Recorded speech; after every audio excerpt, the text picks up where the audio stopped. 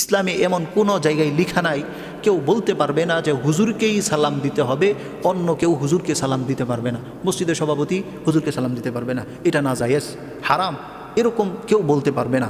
কিন্তু হুজুরদের উপর এত জুলুম, এত নির্যাতন, এত অত্যাচার, এরপরেও তো হুজুররা বলে আমাদেরকে যদি হত্যাও করা হয়, আমাদেরকে যদি উল্টা করে লটকাইয়া পিটানো হয়, এরপরেও আমরা হক কথা বলতে বাধ্য থাকিব, হক কথা ছাড়ব না। কারণ আরও অনেক পূর্বে দিল্লিতে যখন ইসলামী শাসন দুনিয়ার জমিন থেকে বিদায় করে দেওয়ার জন্য বিভিন্নভাবে পায়তারা চালিয়েছিল, আলেমদেরকে মেরে মেরে পুড়ে পুড়ে গাছের মধ্যে টানানো হয়েছে, সবগুলা গাছ রক্তে রঞ্জিত হয়ে গেছিল।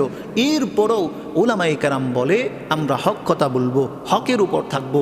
একটা প্রাণ কেন, 1000টা প্রাণও যদি আল্লাহর জন্য কোরবান করতে হয়, 1000টা প্রাণ কুরবান করব, এরপরও হক কথা বলতে ছাড়ব না। এটা হচ্ছে উলামায়ে কেরামের দিলের ইখতিয়ার, তামান্না, ইচ্ছা।